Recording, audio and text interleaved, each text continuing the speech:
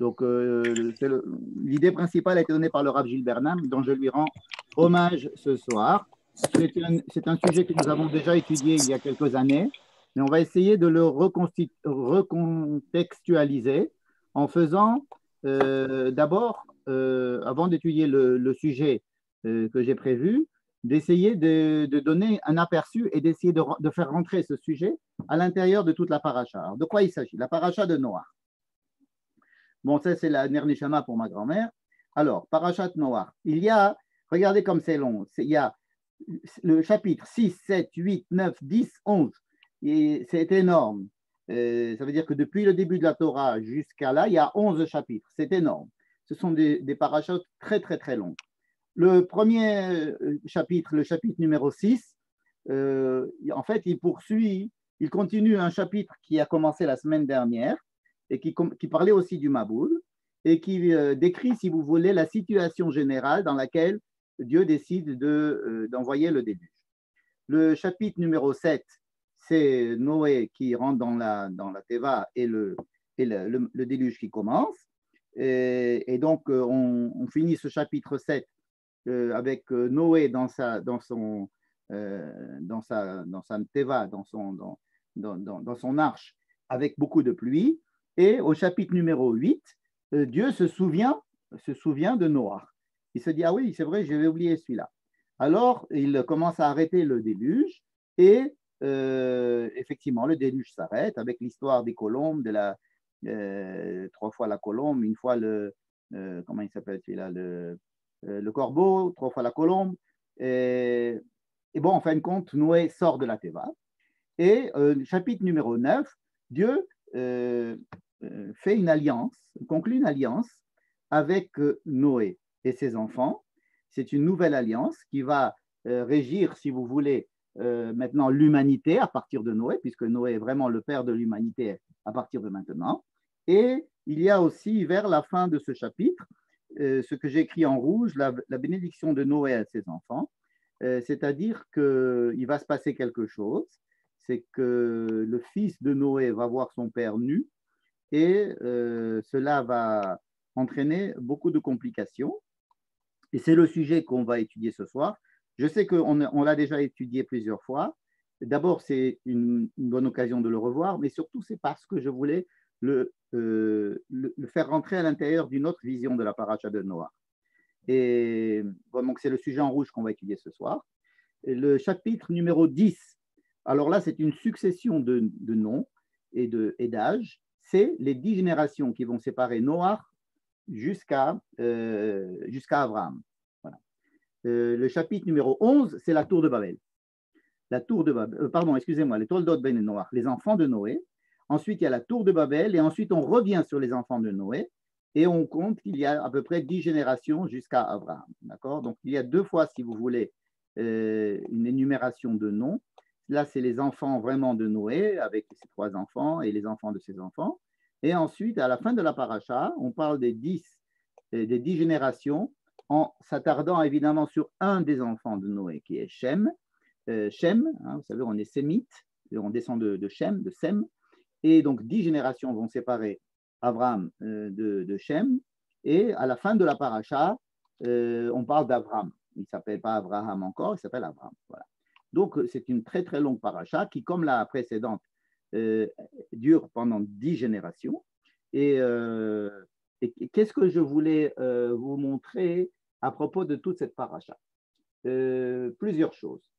D'abord, je voudrais parler du fait que dans la paracha précédente, dans la paracha de Bereshit, on a déjà parlé un petit peu des conditions ou des causes du déluge. Vous savez qu'on ne connaît pas trop les conditions du déluge. On dit que la terre a été remplie de Hamas, parce que la terre s'est détruite, elle s'est autodétruite, elle s'est fourvoyée. Bon, quelques mots, mais en fait, on ne décrit pas les causes du déluge comme on décrit la construction de l'arche, par exemple, ou comme on décrit le déluge. La construction de l'arche est détaillée, comment se passe le déluge, c'est détaillé, mais les causes, c'est en quelques mots, même pas quelques versets, quelques mots.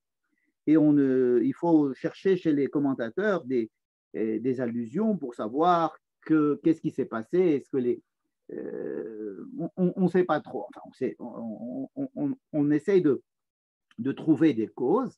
Ce qui m'intéresse, c'est le fait que ça n'est pas dit, ça n'est pas, en tous les cas, ça n'est pas déployé dans la Torah. Alors, je reviens à la semaine dernière, à la fin de la semaine dernière, à la fin de la paracha de la semaine dernière, Bereshit. On commençait déjà le chapitre 6. Vous savez que c'est les chrétiens qui ont décidé que c'était les chapitres, qui ont décidé où commencer les chapitres. Nous avons d'autres chapitres, évidemment. Mais là, on suit les chapitres chrétiens. Et malheureusement, c'est comme ça. Donc ici, le chapitre 6, il y a une logique à faire commencer l'histoire du déluge de la semaine dernière. Pourquoi? Parce qu'il y a eu cette fameuse histoire des fils de Dieu, fils de Elohim, fils de puissants, hein, qui se sont mariés avec des filles de l'homme et ils ont eu des enfants.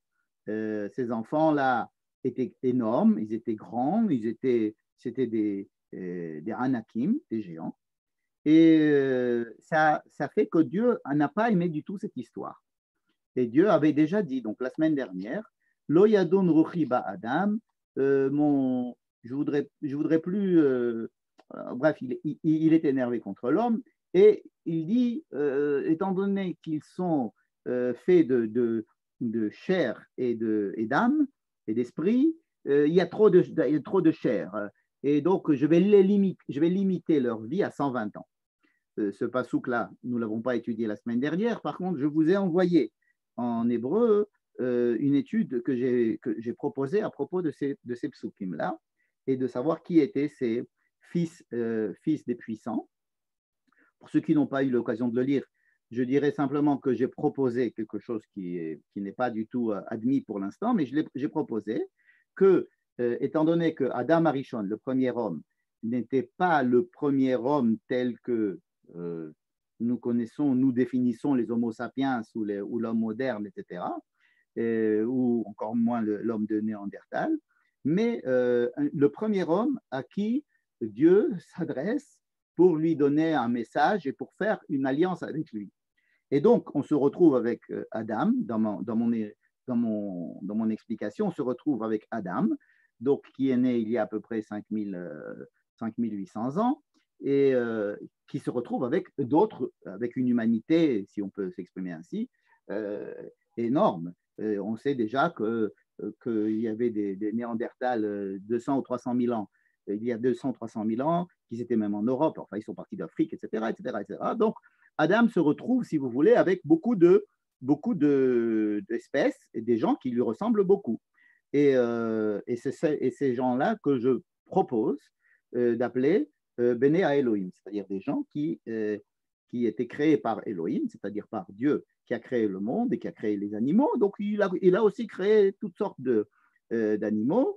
Et ces gens, sans vouloir vexer ces hommes de Néandertal, je dirais qu'ici, ils sont considérés comme des êtres vivants, mais pas des hommes. C'est-à-dire Adam serait le premier homme auquel Dieu s'adresse et qu'il fait, qu'il fait une alliance avec lui. Et c'est lui, ce Adam-là, qui relie, si vous voulez, à la fois la poussière de la terre et le souffle divin. Bon, et donc j'avais expliqué que ces hommes-là ont vu cette nouvelle génération, cette nouvelle sorte d'hommes qui était Béné à Adam, et ils ont voulu peut-être les intégrer, peut-être les englober, comme beaucoup de grandes sociétés aujourd'hui font par rapport à des plus petites sociétés. Au lieu de leur faire la guerre, elles les achètent, et comme ça, elles n'entendent plus parler d'elles. C'est ce qu'ils ont fait les Béné à Elohim. Ils ont bien aimé les filles qui sortaient de cette nouvelle lignée qui était Adam. Ils les ont pris. Ils ont pris ces filles pour essayer d'améliorer leur espèce. Effectivement, ils ont été améliorés, si vous voulez, mais dans le sens physique uniquement. Ils ont été très forts, très grands, etc. Ce qui a déplu à Dieu parce qu'il s'est dit, bon, c'est pas pour ça que j'ai fabriqué cette espèce-là d'homme. Et donc, déjà, il a dit qu'une manière de limiter, si vous voulez, surpuissant, c'était de limiter leur vie à 120 ans, ce qui va être fait à la fin de la Torah avec Moïse. Et donc, à ce moment-là, déjà, on peut comprendre que Dieu a décidé que ça n'allait pas, quelque chose qui n'allait pas dans l'histoire humaine. Et alors, après, il y a ce fameux passage qui dit que Dieu a vu que l'homme n'était pas bon et qu'il avait un mauvais penchant depuis sa naissance. Donc, il a déjà eu une intention peut-être de détruire cette création qu'il avait faite, c'est-à-dire l'être humain et peut-être même le monde. Et alors, il y a Noé qui vient et qui sauve la situation parce que Dieu se calme, il se va innachem Hashem, qui a ça et à Adam. Donc Dieu se regrette qu'il ait fait l'homme, mais on utilise un mot qui est très intéressant, va innachem, ça veut dire, ici ça veut dire qu'il a regretté. Or, tout à l'heure on va voir que les nachem, c'est aussi, comme vous savez, consoler. Hein. Alors là, nichamti ki asitim, je regrette de l'avoir fait. On voyait ce Noach, nun chet même, nun chet, Noach, matzachen, et Noach a trouvé grâce aux yeux de Dieu, et c'est là que c'était fini la semaine dernière. Donc, il y a quand même des prémices de cette histoire du déluge dans la semaine dernière. Mais seulement, si les Chachamim ont décidé de couper entre ce pasouk Zain et le pasouk Chet et le pasouk Tet, et nous fait débuter notre paracha ici seulement, Ele Toledot Noach, voilà que notre paracha commence ici, alors qu'on a déjà parlé de Noé, on a parlé déjà d'une certaine dégradation de l'état de l'humanité, et peut-être même une décision de Dieu de détruire l'humanité. Et une des pistes pour bien montrer la différence, c'est de se rendre compte que dans toute cette partie-là, il est question de Yudke Vavke. Yudke Vavke, c'est le nom de Dieu qui correspond, je ne sais pas si vous avez suivi l'étude de la semaine dernière sur Bereshit, rappelez-vous que nous avions dit qu'il y avait un premier chapitre qui était le chapitre qui décrivait une création du monde par Elohim, par Dieu de la nature, c'est-à-dire les forces de la nature, par les Midata Din, et puis c'était les forces physiques, biologiques qui se mettaient en place, l'homme étant effectivement une partie de cette création, peut-être on a dit la plus importante, mais elle était quand même reléguée à la fin, tandis que le chapitre 2 met le nom de Dieu Yudke Vavke, qui est le nom de Dieu beaucoup plus complet, qui comporte surtout la mida de Rachamim, c'est-à-dire qui prend en son sein toutes les considérations que nous appelons humaines, c'est-à-dire de la miséricorde et de l'attention faite à l'homme. Et donc, dans ce deuxième chapitre, qui avait le nom de Yudke Vavke, l'homme était au centre et Dieu s'intéressait beaucoup à l'homme et il le maternait presque. On a vu ça la semaine dernière, qu'il le maternait, qu'il faisait tout pour lui. C'était lui qui lui plantait le jardin, il le mettait dans le jardin, il lui dit ne fais pas ça, fais ça. Et je trouve que ce n'est pas bien comme ça, je préfère que tu aies quelqu'un comme ça. Et attention, si tu fais ça, tu vas voir ça, etc. Il le maternait beaucoup. Et là, nous nous retrouvons vis-à-vis de deux textes qui semblent eux aussi faire partie de cette séparation. À savoir que la fin de la paracha de Bereshit, c'est-à-dire ce petit texte-là, est un texte qui parle de Dieu comme un Dieu proche de l'homme, qui regrette, qui aime bien, auquel l'homme trouve grâce à ses yeux, etc. Tandis que le début de la paracha de Noach, de la semaine prochaine, qu'on étudie là, c'est beaucoup plus Elohim, qui c'est qui fait des fautes, qui c'est qui n'est pas Besséder dans cette histoire. C'est la terre elle-même, Vatishachet haaretz. C'est plus le Adam qui est problématique, comme on l'a vu tout à l'heure, mais c'est la haaretz. Vatishachet haaretz. Lifne ha-Elohim. Vous voyez, c'est le nom de Dieu. J'ai fait exprès de tout mettre en rouge, enfin d'écrire en rouge tout ce qui était Midat Adin, comme ça, qui ressemblait au premier chapitre de Bereshit.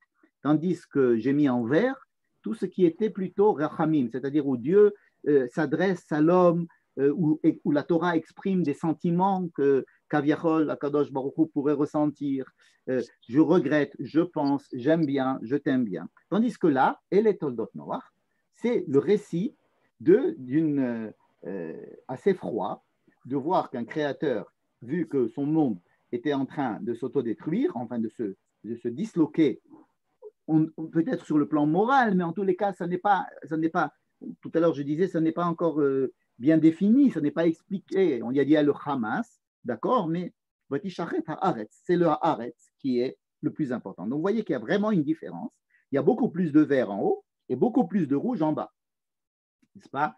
Eh bien, nous allons, ce qui expliquerait, comme je viens de le dire, c'est qu'on est raconté ce qui est en vert la semaine dernière et qu'on commence avec ce qui est en rouge. Mais notre histoire, là, va maintenant, évidemment, parler avec beaucoup de rouge, mais elle va intégrer aussi des éléments de vert. Vous voyez, là, je continue avec le texte et vous voyez qu'il y a du vert, il y a du rouge, il y a du rouge, il y a du vert, il y a du rouge, il y a du vert. Et il y a beaucoup de commentateurs ont remarqué qu'il y avait presque deux récits du déluge différents, selon que l'on se plaçait en rouge ou en vert. Et ça a été, si vous voulez, ça a été mis ensemble et pour décrire encore une fois le fait que les deux aspects sont intimement liés, bien qu'on puisse les voir de deux angles différents. Savoir que le créateur crée quelque chose, ça ne marche pas, il décide de le détruire. Mais il y a le côté de l'homme, et donc il y a le côté humain qui est chez Dieu, c'est-à-dire son intérêt pour l'homme, et l'intérêt quand même pour l'homme, essayer d'adoucir, si vous voulez, cette Midat Hadin. Ça, c'est un premier point. Le deuxième point que je voulais souligner, c'est que nous nous trouvons dans cette paracha avec une deuxième création du monde. Regardez, ce n'est pas la même création du monde. On avait le premier chapitre et le deuxième chapitre de la même création du monde la semaine dernière. Mais cette fois-ci, le monde est détruit complètement. On revient au Tohu Vabohu, si vous voulez. Hein. Je crois que j'ai fait un tableau qui résume cette...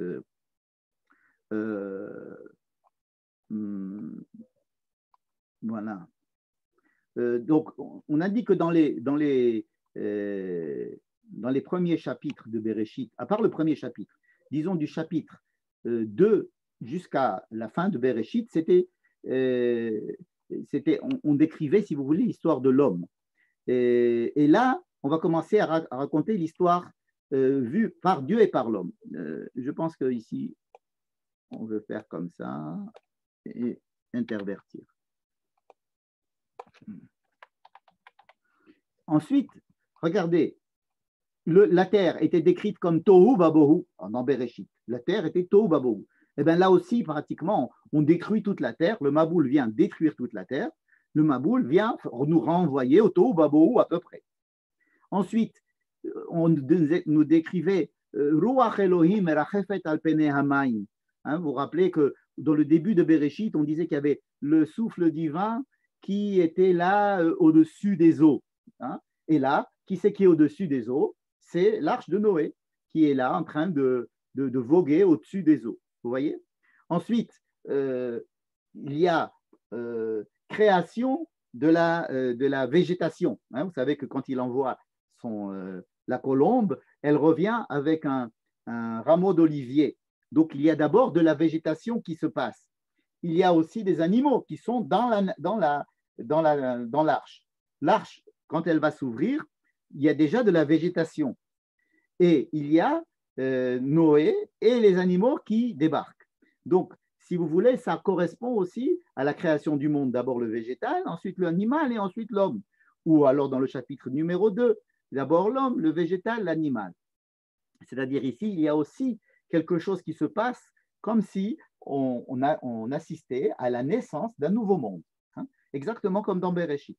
Ensuite, Dieu voit Noé et ses enfants et il leur dit « Perourbu, multipliez-vous, faites des gosses ». Exactement la même chose qu'il avait dit dans le premier chapitre, quand il avait créé Zachar Unkeva Bara Otam, et il leur a dit « Perourbu ». La même phrase. Hein.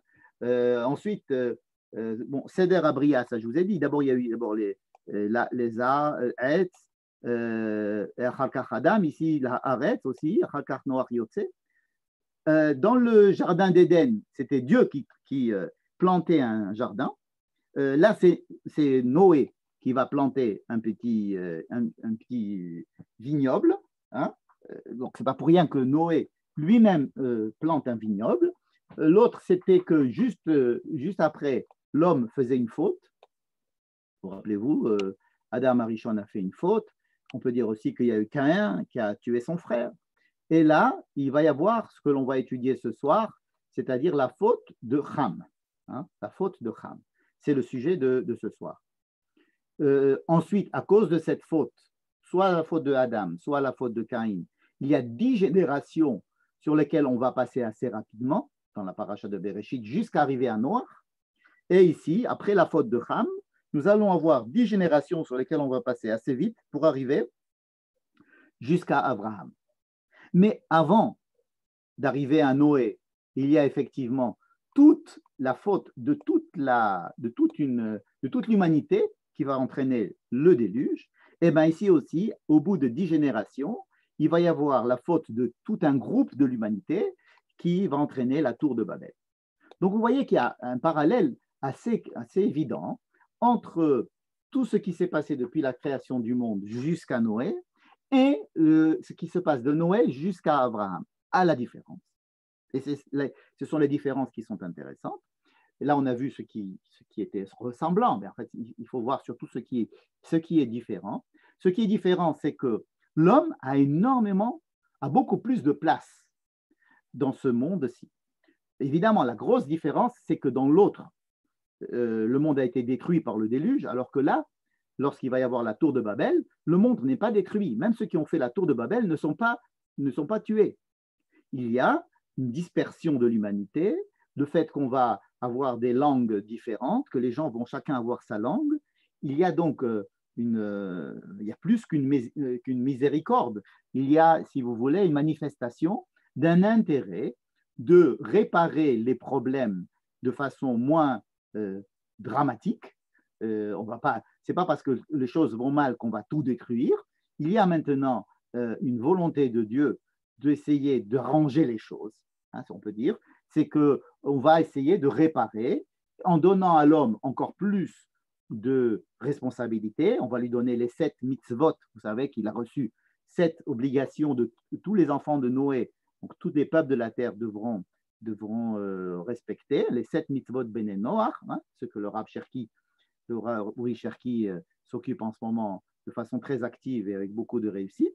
Et il y a donc une volonté comme ça de réparation. C'est-à-dire, Dieu n'aborde plus le monde avec cette froideur de bon, ça marche pas, on détruit tout.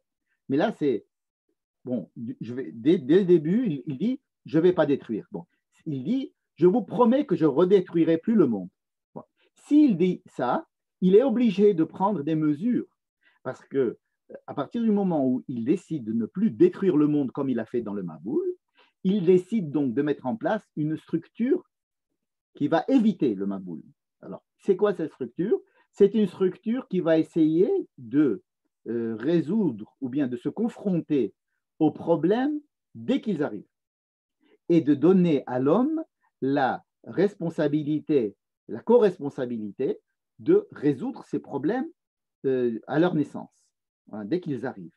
C'est-à-dire qu'il y a une communication de Dieu avec Noé qui n'a pas existé tellement jusqu'à présent. Ça va être une communication, surtout après qu'il soit sorti de l'arche. Et puis une alliance avec l'histoire de l'arc-en-ciel. Il y a une maréchette qui se met en place, et puis une structure qui se met en place, et qui fait qu'on a souci, non pas d'assister à la déclinaison de l'humanité ou du monde, mais en essayant de revoir les problèmes et d'essayer de les résoudre le plus tôt possible. Hein? Ça marche peut-être, ça ne marche pas, mais en tous les cas, c'est le but de cette histoire qui recommence alors que la première fois, ça avait mal tourné parce que on avait donné trop de... on avait laissé trop faire les choses. Hein. Ceux qui suivent ce qui se passe en ce moment en France comprennent ce genre de choses, que lorsque l'on donne aux choses, on ne veut pas résoudre les problèmes et qu'on les met sous le tapis, à un moment donné, lorsqu'on veut les résoudre, on se retrouve bien embêté, comme on dit. Et alors là, justement, ce qui se passe avec le Maboul, c'est qu'on détruit tout et on recommence. Oui, mais on ne va pas faire ça tous les jours, donc ce n'est pas possible. Et Dieu dit, OK, on va commencer à voir les choses de façon différente. Et c'est le cadre dans lequel je voulais que nous rentrions pour commencer notre sujet ce soir. Voilà. Donc, je résume.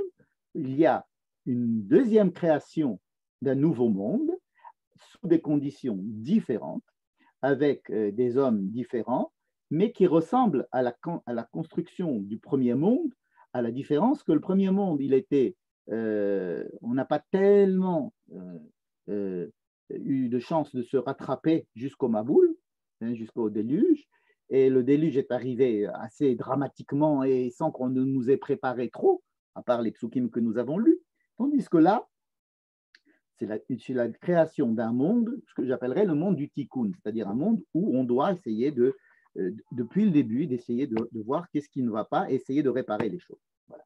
Donc cette introduction étant faite, je vais aborder maintenant le sujet de ce soir. Quel est le sujet de ce soir? C'est la bénédiction de Noé à ses enfants. Voilà. Alors, nous allons commencer ici. Bereshit Perektet. Hein. Je vous rappelle où c'est qu'on se trouve. Voilà. Vous vous rappelez là? On est là. Birkat Noach Lebanav. La bénédiction de Noé à ses enfants. C'est vraiment vers la fin de la paracha, chapitre 9, vers la fin. Alors là, on a dit que, on va lire les psukim ensemble. Vayehu bene Noach hayotzim minateva, Shem vecham vayafet. Donc il y a eu les enfants de Noé qui sont sortis de l'arche sont Shem, Ham et Yafet. Merci beaucoup. On le savait déjà depuis quand ils sont rentrés. Il n'y a pas de raison qu'ils sortent différemment qu'ils sont rentrés. Et puis les trois noms, on les a répétés déjà plein de fois avant. Pourquoi nous dire que voici les gens qui sortent de la Teva, Shem, Ham et Yafet. Cela veut dire que ce n'est pas pour nous informer de leur nom, on les connaît, c'est pour nous dire qu'ils ont la responsabilité de l'humanité à partir de maintenant. Ça veut dire que Yotzim Minateva, grâce à l'introduction qu'on a fait tout à l'heure, on se rend compte que Yotzim Minateva, ils sortent de l'arche, c'est comme si c'était la naissance d'un nouvel homme. C'est comme si on sortait du ventre de la mer. On sortait de l'arche, donc on naissait. L'homme naît. L'homme naît. Naît à partir de l'arche qui était dans l'eau. Hein. À la création du monde, il est né de façon différente. Mais là, il naît et on a besoin de savoir qui c'est qui sort. Pourquoi? Parce que ce n'est pas une seule personne qui sort. C'est une personne avec trois enfants. Hein. Et on va s'intéresser à ces trois enfants parce que c'est d'eux qui va s'agir maintenant. Hein. Donc il y a le père et il y a les trois enfants. Shem, Ham et Yafet. Bon. Et alors, ce qui est encore plus étonnant, c'est que le pasuk nous dit Shelosha ele bene Noach. Ces trois enfants sont les enfants de Noach. Ça veut dire, on nous dit, voilà, les enfants de Noé. Ces trois enfants, ce sont les enfants de Noach. D'abord, on nous dit qu'ils étaient trois. Hein, pour ceux qui n'ont pas réussi à compter, alors la Torah les aide, leur donne un petit calculatrice virtuelle, nous dit, ouais, pas la peine de compter, ils sont trois. Hein. Si c'était 72, peut-être que ça nous aurait aidé, mais alors trois, on sait compter. En quoi est-ce que le fait de dire qu'ils étaient trois est important? Puisque de toute façon, ça a été dit déjà au début de la paracha, Vayoled Noach Shelosha Banim, avant le déluge. Noé a eu trois enfants, Shem, Ham et Yafet. Bon, pour ceux qui s'intéressent de savoir qui était le plus grand, qui était le plus petit, qui était le milieu, il y a beaucoup de discussions. En général, ce qui est admis, c'est que Yafet était le premier, Ham était le second et Shem était le troisième. Mais ils sont cités de façon différente. Hein. Là, vous voyez que c'est Shem, ensuite Ham, ensuite Yafet. C'est à l'envers. Ici, Shem, Ham et Yafet. Mais peu importe, ça n'a pratiquement aucune incidence sur ce que nous allons étudier. Par contre, ici, il est fait mention de Ham en tant qu'Avi Kenaran, c'est-à-dire que Ham est le père de Kenaran. Donc nous avons le grand-père, Noé, 3 enfants, et Ham qui est le père de Canaan. Bon. Pourquoi nous dire que Ham était le père de Canaan? Est-ce que Canaan était déjà né? Non. Probablement non, puisqu'ils étaient 3 à sortir de la Teva avec Noé. Hein, et que l'injonction de faire des enfants va venir après. Alors pourquoi est-ce qu'on nous dit qu'il était le père de Canaan? Et en plus, qui était Canaan? Canaan est le 4e enfant de Ham.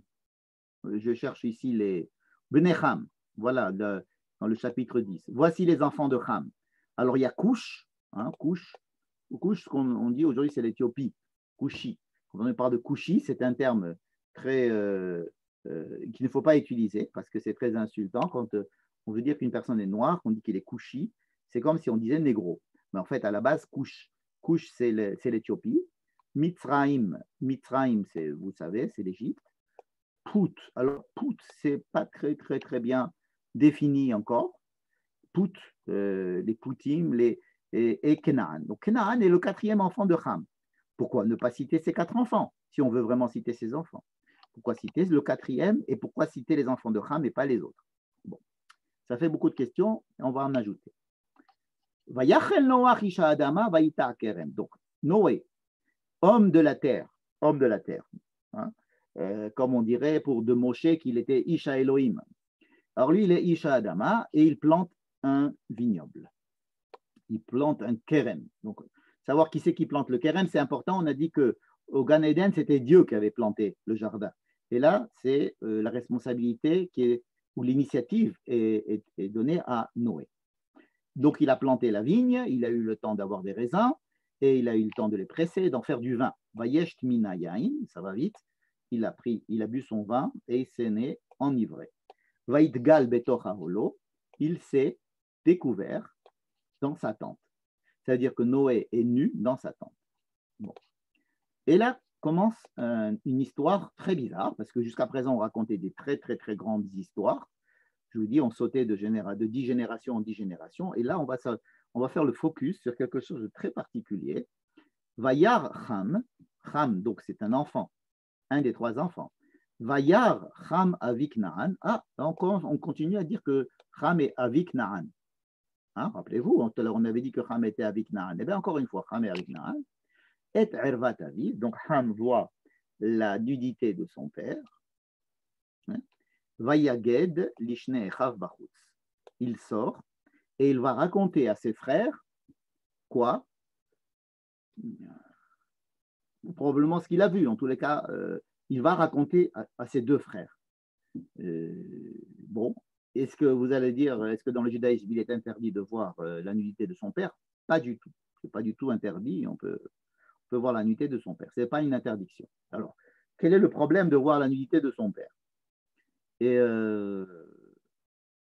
je dirais que pour cela, il faut comprendre ce qui est en jeu. Ce qui est en jeu dans l'histoire biblique. Hein. Vous savez qu'on va voir, depuis le chapitre 2, il y a écrit Ele Sefer Toldot, Hashamayim ve'aretz be'ibaream. C'est-à-dire, voici le livre des engendrements. En fait, la Torah est appelée le livre des engendrements. Qu'est-ce que ça veut dire un engendrement? Qu'est-ce que c'est que Sefer Toldot? Toladot, c'est-à-dire que il y a une génération qui va donner naissance à une seconde génération. Disons, un père donne naissance à son fils, une mère donne naissance à un enfant.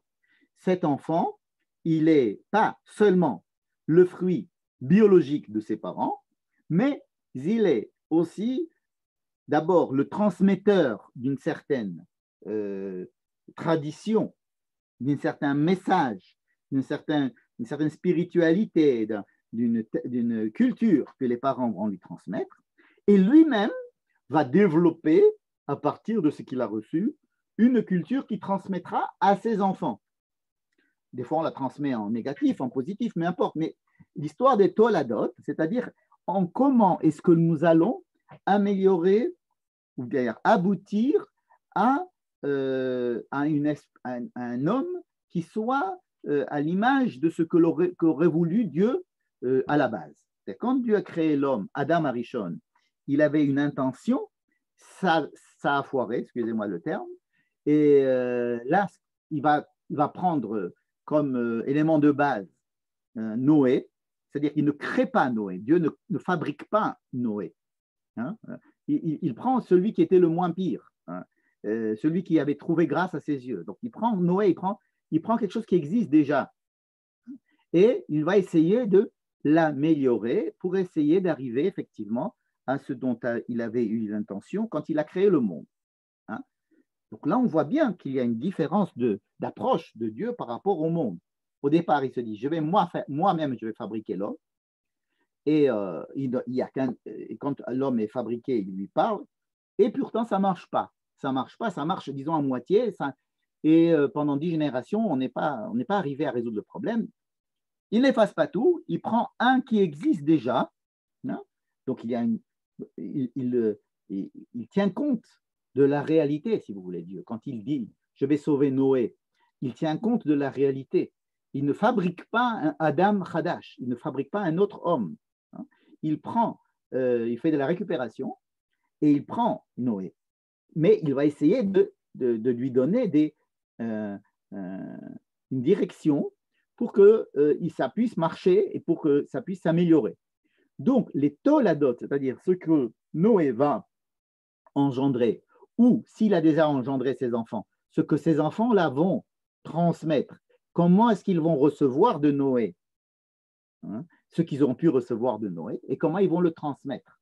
C'est ça qui est important pour la Torah, en tous les cas pour le Sefer Bereshit.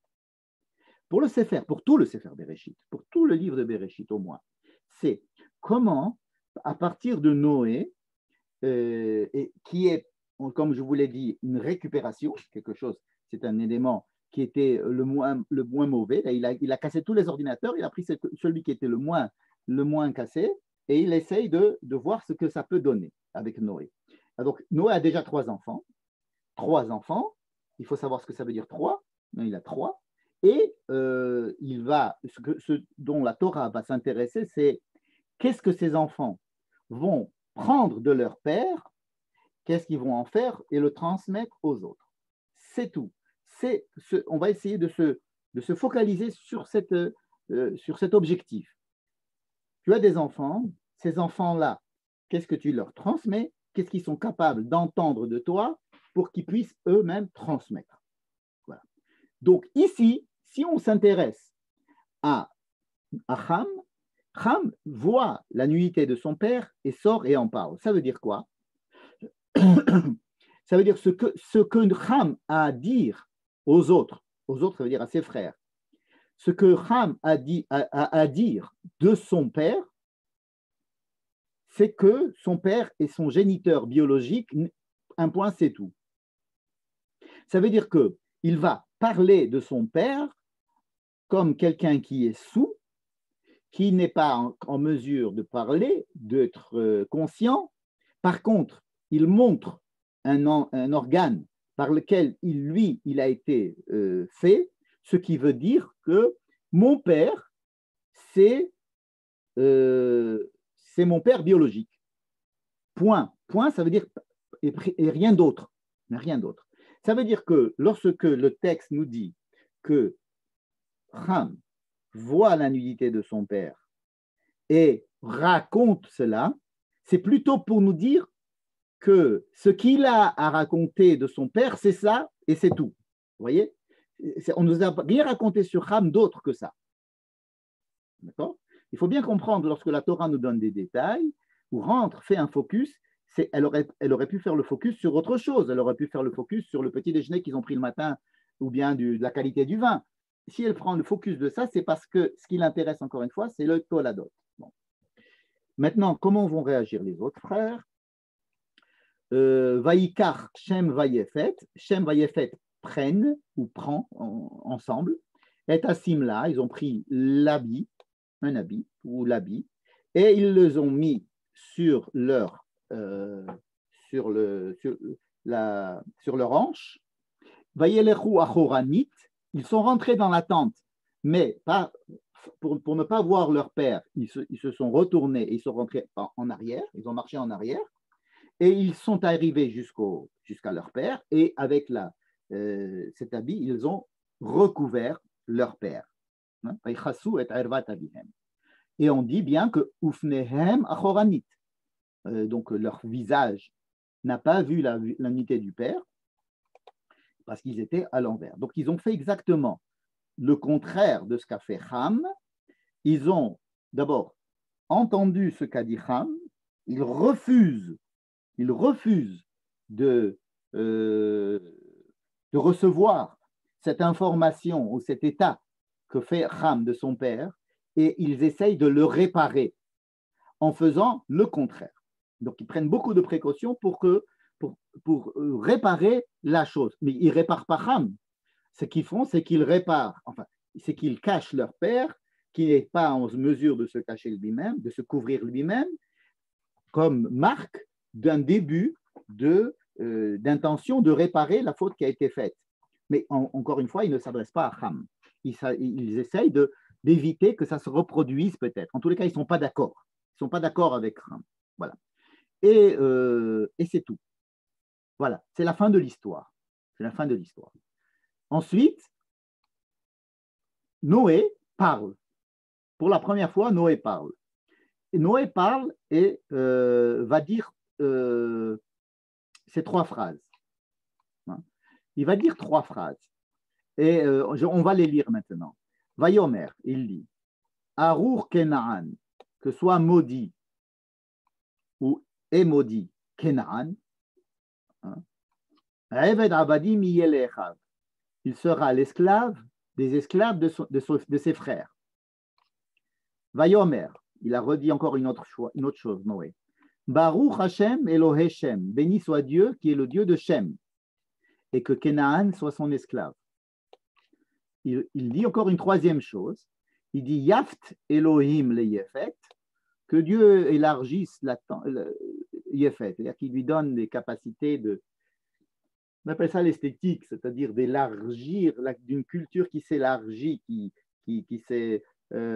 va dans des dimensions artistiques et pas simplement dans des dimensions de sens, mais qui donne la possibilité, comme la Grèce a su le faire, déployer, si vous voulez, déployer la culture, et Veishkon Be'ahole Shem, et qu'il habite, alors que Yefet habite la tente de Shem, et vous voyez qu'il est question de tente, beaucoup de tentes, Vehi Kenaan Aved Lamo, et que Kenaan soit un serviteur, soit son serviteur. Et c'est tout. Il a vécu après Noé a vécu après le déluge 350 ans, mais il n'a pas eu d'enfant. Il n'a pas eu d'enfant après le déluge. Et donc, on fait le total, puisqu'il avait 600 ans au déluge, plus 350, ça lui fait 950 ans. Et il est mort. Voilà. C'est tout ce qu'on raconte de Noé. Mais alors, on se dit, il a eu 3 enfants avant le déluge. Ils étaient avec lui, ils sont sortis. Il n'a pas fait d'autres gosses. Hein. Il n'a eu que 3 enfants. Et 3 enfants. Michel, ouais. Oui, j'ai deux questions au moins. Il y a écrit Vayikat Noach Mino, Vayeda et Asher Asalo, Beno Hakatan. Donc Ham, c'est son 3e fils. Je suis d'accord avec toi que Ham, dans cette lecture, Ham est le 3e. Je veux vous dire, il y a énormément de discussions à propos de l'ordre de ces 3 enfants. Hein. Ham, ici, semble être le 3e. Ici, le problème du Katan, ce n'est pas tant le fait qu'il était petit, qu'il était, pardon, le dernier, que le Benjamin, mais le fait qu'il était qui n'était pas grand dans son. Il a pas fait. Oui, d'accord. Donc c'est les midotes. Ouais. Deuxièmement, il y a écrit nulle part que c'était un chet. C'est-à-dire que l'on comprend que c'était un chet que parce que Noach, il maudit. Et on va voir même qu'il ne le maudit pas. Il maudit Ham à travers Kenaan. Oui, on va voir ça tout de suite. Alors, et à part ça, il y en a qui disent que Ham, il a castré son père et c'est pour ça qu'il n'a pas eu d'enfant. Ok, je vais le dire, ne t'inquiète pas. Excuse-moi, pardon. Je t'en prie. Bien. D'abord, on va parler du fait qu'il y a 3 enfants. 3 enfants, vous vous rappelez que c'est rappelé tout le temps qu'il y a 3 enfants. Qu'est-ce que ça veut dire qu'il y a 3 enfants? Alors, le nombre des enfants, ici, représente quelque chose. Ce n'est pas simplement savoir s'il va y avoir une réduction en prenant le métro ou pas. C'est que avoir un enfant, c'est une dimension. Le deuxième enfant, c'est une autre dimension. Vous connaissez la problématique de l'aîné qui doit ouvrir l'espace, qui doit être celui qui permet, puis c'est le premier, donc les parents découvrent cette nouvelle génération et ils s'adaptent à être des parents. Lui-même est le premier dans cette génération, donc il a un travail monstrueux à faire, un grand travail, disons, un grand travail à faire qui est d'explorer toutes les dimensions de cette nouvelle génération. C'est la première fois qu'il y a un gosse dans la maison. Le deuxième va arriver avec tout ce travail déjà assez défraîchi. Ce qu'il va faire, c'est qu'il va copier son frère ou faire l'inverse, mais il va, en tous les cas, qu'il le veuille ou non, profiter du travail qui a été fait. Et ce qu'il va faire, c'est qu'il va être maintenant disponible pour faire un travail différent, qui va être un travail de trouver du sens ou trouver un contenu à mettre dans cet espace créé. Ça, c'est le deuxième enfant. Le troisième enfant, en quoi est-ce qu'il apporte quelque chose de nouveau? Le troisième enfant, c'est qu'il va. Gilles Bernheim, le rabbin Gilles Bernheim disait, quand vous avez 2 enfants et que vous devez sortir en pique-nique, alors il y a le papa qui prend un, la maman elle prend l'autre, on peut y aller. Quand il y en a 3, il faut s'organiser parce qu'on ne peut pas prendre, c'est difficile de prendre 2 et 1. Alors il faut commencer à s'organiser, on va prendre une bagnole, il faut trouver quelque chose.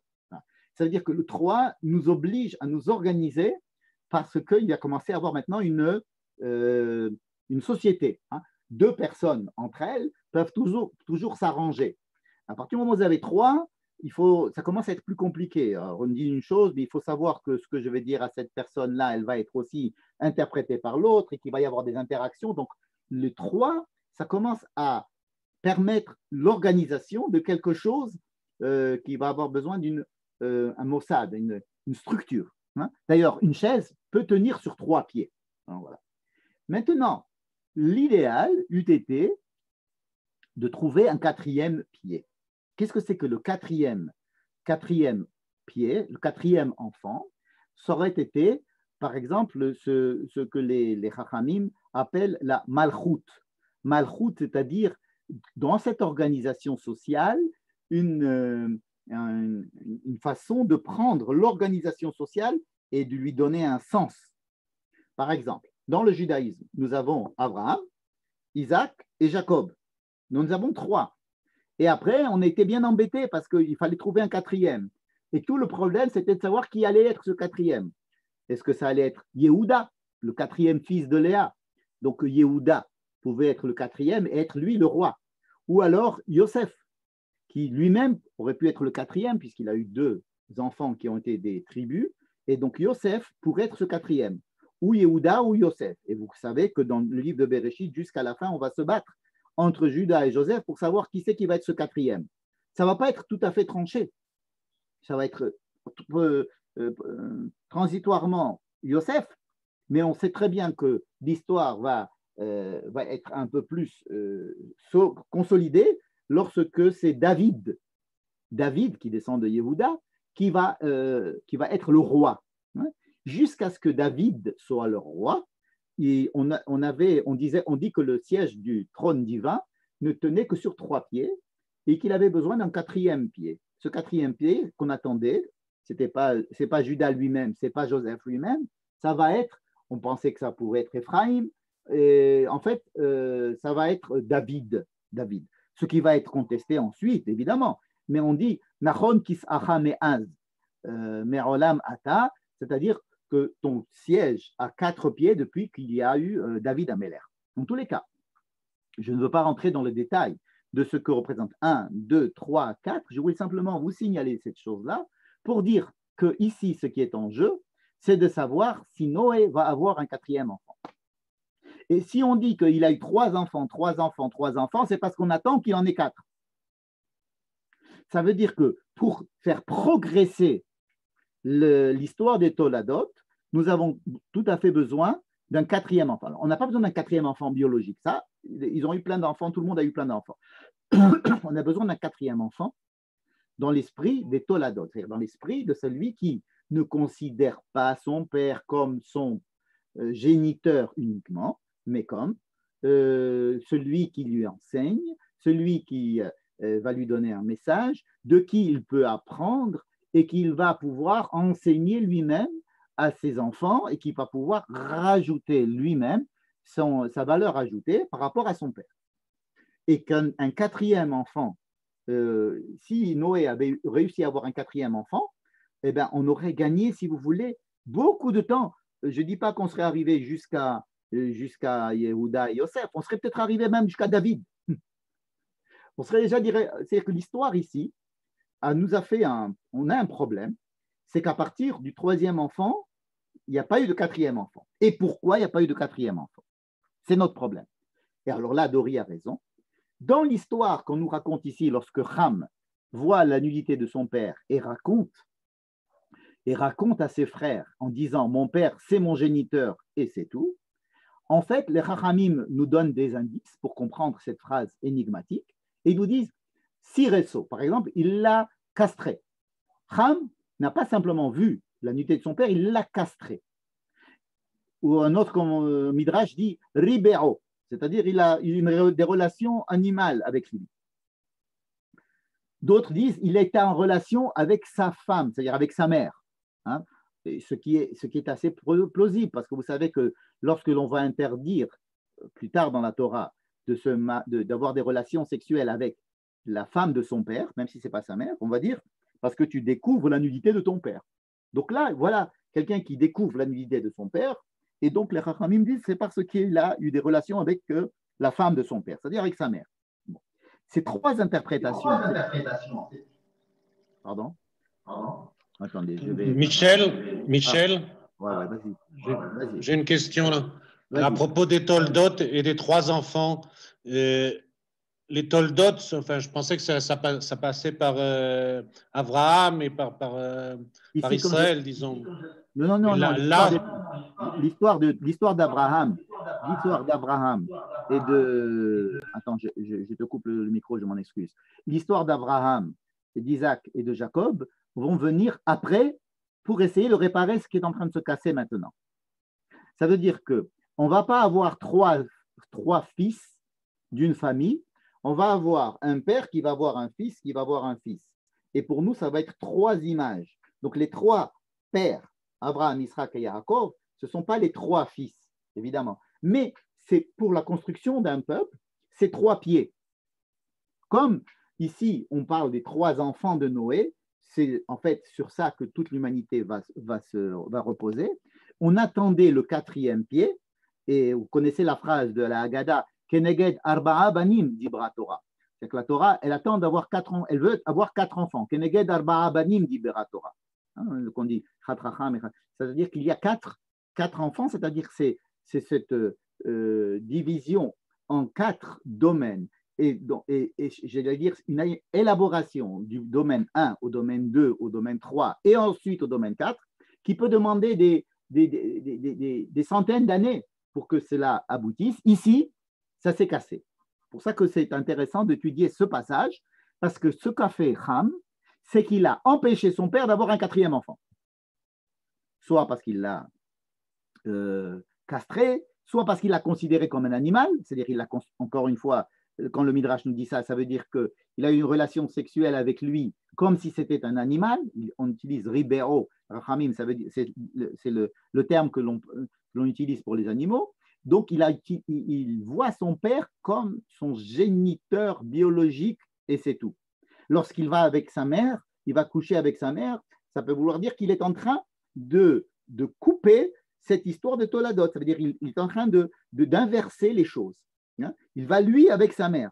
Et donc, Ham, ici, en faisant ce qu'il a fait, sur le plan symbolique, et je ne sais pas si ce qui est symbolique, c'est ce qui est écrit ou c'est ce que je vais dire, dans tous les cas, l'un renvoie à l'autre, c'est que Ham empêche son père d'avoir un quatrième enfant. Et donc, on insiste pour dire, voilà, Noé a 3 enfants, il a 3 enfants, il a 3 enfants, il a 3 enfants, il a 3 enfants, et il a vécu 350 ans, et il est mort, il n'a pas eu de quatrième enfant. Et ce quatrième enfant qui n'existe pas, c'est un quatrième enfant, pas simplement parce qu'il n'arrive pas à avoir 4 gosses, ce n'est pas une question de biologique, encore une fois. C'est parce que si on limite cette naissance au côté biologique, alors on a tout perdu et on n'a pas de quatrième enfant sur le plan des Toladot. Or, ce qui intéresse la Torah, c'est d'avoir un quatrième enfant sur le plan des Toladot. Je répète, si un homme, à ce moment-là, avait eu 4 enfants sur le plan des Toladot, ça aurait été formidable. Si Noé, par exemple, avait eu 4 enfants sur le plan des Toladot, ça aurait été formidable. Mais le fait que son fils, c'est-à-dire un de ses descendants, se retire, non seulement il se retire, mais il empêche la venue d'un quatrième, ça veut dire que la venue d'un quatrième enfant dans le monde entier a été endommagée par l'acte de Ham.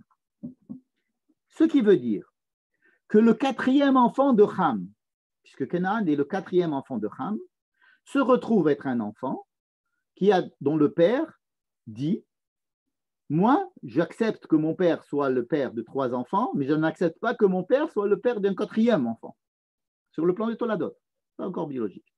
Ce qui fait que Canaan n'a pas de père, dans des termes raccourcis. Canaan n'a pas de père au niveau du sens, au niveau de la transmission des Toladot. Et si à chaque fois on nous dit Ham, le père de Canaan, c'est-à-dire le Ham, le père de son 4e fils, c'est parce qu'on est en train de voir, Ham a eu 4 enfants. C'est intéressant, parce que pour qu'il ait 4 enfants, il faut qu'il puisse comprendre ce que ça veut dire d'avoir 4 enfants. Et il faut qu'il admette qu'on peut avoir 4 enfants. Or, ce qu'il fait, c'est empêcher son père d'avoir un 4e enfant. Et on nous dit, Ham, le père du 4e enfant, est venu et a empêché son père d'avoir un 4e enfant, soit physiquement, soit il l'a empêché sur le plan de l'Etoladot, étant donné que lui-même, c'est ce qu'il a à dire de son père, c'est qu'il est géniteur. Donc, il supprime sa fonction de père autant que Toladot. Ce qui fait que ce monsieur Canaan, qui est le 4e enfant de Ham, se retrouve être un enfant, pour raccourcir, un enfant sans père. Un enfant qui n'a pas un père qui pourrait accepter d'être le père d'un 4e enfant, étant donné que lui-même a refusé que son père, à lui, ait un 4e enfant. Ce qui fait qu'on se retrouve avec une famille qui a, alors on a Shem, c'est formidable, Shem il est Besséder, Yafet il est Besséder, Ham, ses 3 premiers enfants sont à peu près Besséder. Pourquoi? Parce qu'ils sont quand même dans une famille qui est, c'est-à-dire que Ham était là quand même père de 3 enfants et il a accepté que son père soit père de 3. Au moins, si Ham transmet à ses 3 premiers enfants ce que Noé a transmis à ses 3 enfants, ça va. Le problème, c'est Canaan qui est le 4e enfant de Ham. C'est un enfant qui est né sans avoir un père capable d'être le père d'un 4e enfant. Donc, c'est Canaan qui a un problème. Vous allez me dire, si Canaan a un problème, pas de problème, on le tue. Ben non, on ne va pas le tuer, justement. Pourquoi? Rappelez-vous de tout ce qu'on a dit à propos de notre nouvelle histoire de la création du monde. C'est que maintenant, on n'est pas Zbeng Vegamarnou, on n'est pas là en train de tuer tout ce qui ne marche pas, on est en train d'essayer de réparer les choses. Donc, la première chose que fait Noé, c'est qu'il s'adresse à Canaan. Canaan n'a rien fait. Il est coupable d'absolument rien. C'est son père Ham qui a fait toute cette histoire. Mais Canaan, le pauvre garçon, j'allais dire, se retrouve sans père. Et donc Noé vient dire Arur Canaan, ça ne veut pas dire je te maudis Canaan, mais Canaan, tu es maudit. Alors qu'est-ce que ça veut dire tu es maudit? Tu as un gros problème. Voilà. On va traduire le mot Arur. Canaan a un gros problème. Qu'est-ce que c'est? C'est le problème qui nous intéresse. Le problème d'avoir un papa et d'être papa soi-même. Canaan ne peut pas être dans une lignée de bénédiction parce qu'il y a quelque chose qui s'est cassé dans sa famille. Le rapport de son père à son grand-père et donc de son père à lui. Et donc Noé s'adresse directement à Canaan, qui est la conséquence, la première conséquence et la conséquence la plus importante de ce qui vient de se passer, c'est que voilà un 4e enfant qui n'est pas 4e enfant, qui peut pas être quatrième enfant. Donc, il n'a pas de père, bichlal. Il ne peut même pas être un enfant.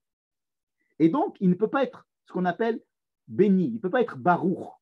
Parce que pour être barour, c'est d'être dans les toladot. Ça veut dire recevoir et transmettre. C'est ça la bracha. Donc, Noé ne maudit pas Kénaan. Noé essaye de trouver des solutions.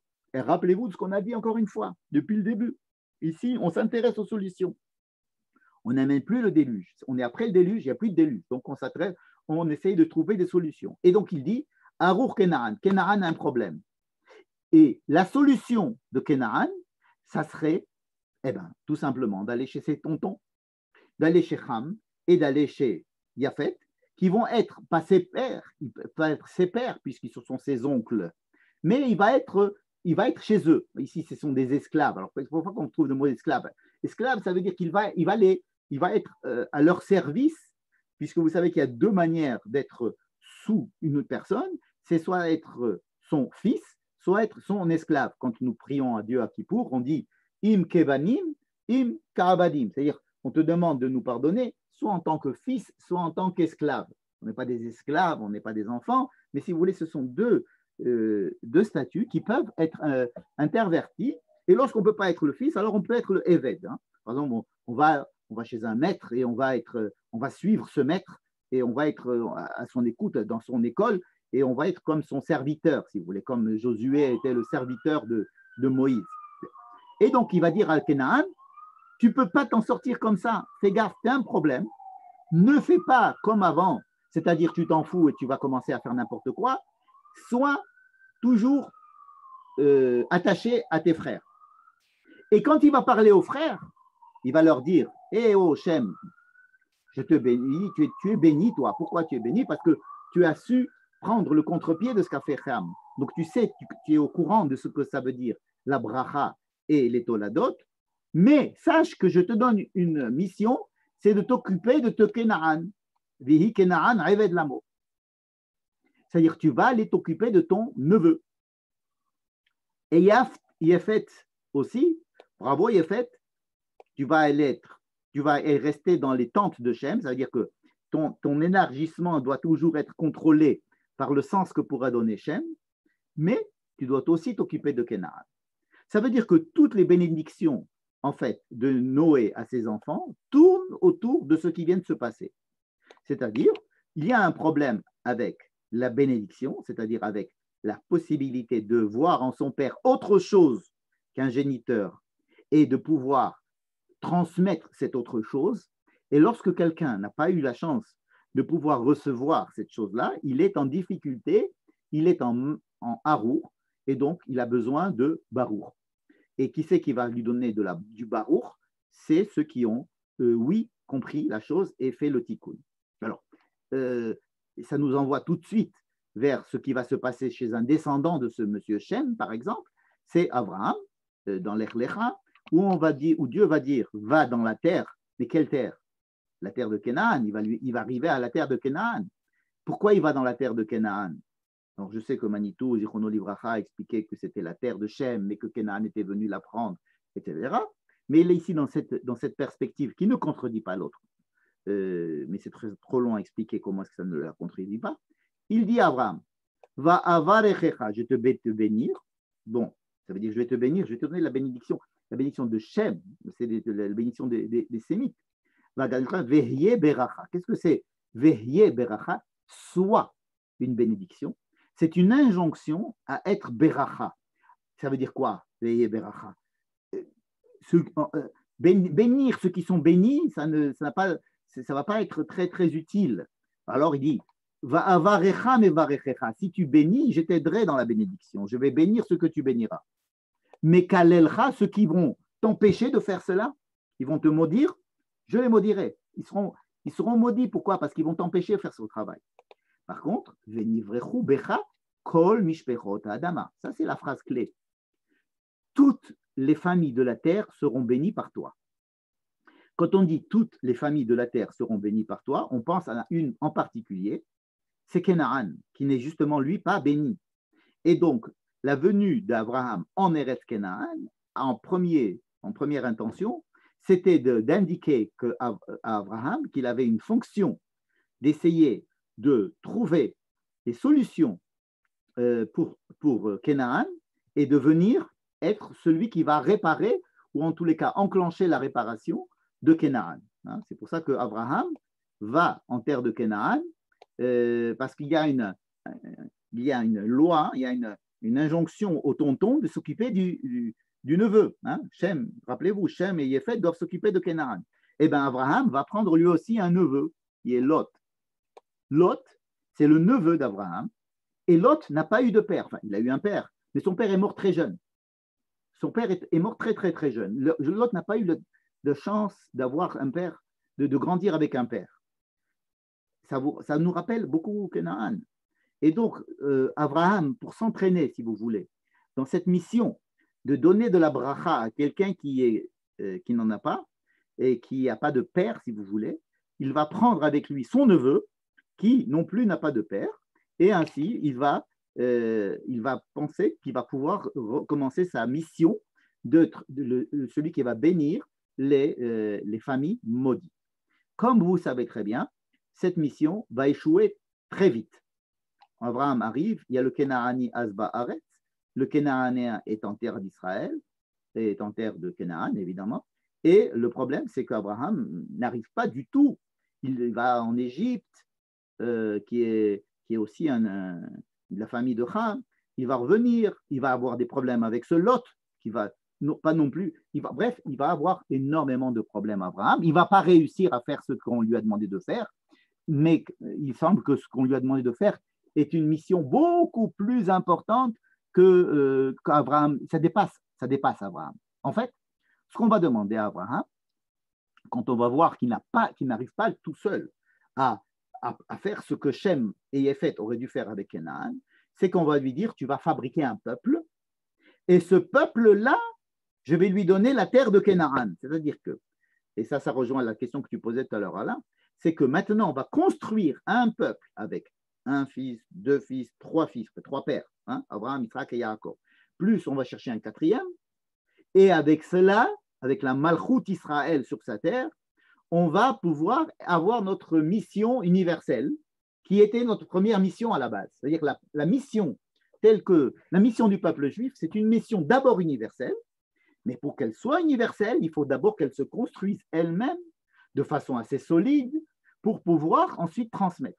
Donc vous voyez cette petite paracha que nous venons de lire, et qui montre une petite catastrophe, ça ressemble beaucoup à l'histoire de l'arbre de la connaissance, qui va induire énormément de choses de tikkunim dans le monde, ou bien de la faute du Vaudor, qui va aussi introduire beaucoup de tikkunim. Là, la faute de Ham est une faute qui va aussi introduire énormément de problématiques. Qui va nous dire quelle est la problématique qu'a créée Ham? C'est la problématique de l'absence de bénédiction, c'est-à-dire l'absence de volonté de constituer ce qu'on appelle Malchut Shamaim, c'est-à-dire le règne d'une manière d'être homme structuré et sur terre, et cela va demander au peuple d'Israël peut-être toute son histoire, pour qu'il se constitue lui-même en tant que peuple, avec une malchoute, et là le sens de la malchoute, c'est-à-dire la royauté, c'est-à-dire être indépendant sur sa terre. Ça veut dire que c'était le quatrième pied. Le fait que nous soyons revenus sur notre terre d'Israël, c'est pour reconstruire le quatrième pied. Il ne faut pas se tourner la face. C'est de ça qu'il s'agit. C'est de retrouver. On avait 3 pieds. On pouvait très bien, avec 3 pieds, rester en Chouslaret, avoir la religion d'Abraham, Yitzhak et Yaakov, Elohé Abraham, Elohé Yitzhak, Elohé Yaakov. On pouvait le faire tout à fait en Chouslaret. C'est ce quatrième pied qui est la malchoute, c'est-à-dire la royauté, c'est-à-dire l'indépendance politique sur la terre de Canaan, qui va être une terre dans laquelle notre dimension va pouvoir s'installer, c'est-à-dire avoir 4 pieds à notre chaise, et ensuite, à partir de là, retrouver la mission originelle, qui était d'avoir une mission universelle, de transmettre un message universel, c'est-à-dire d'apporter de la bénédiction aux peuples qui en ont besoin.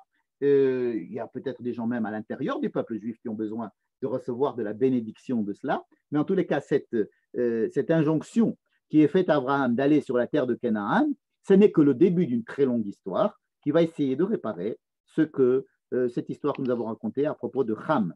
Voilà, je vous redonne la parole si vous avez des questions. Je suppose que vous devez en avoir.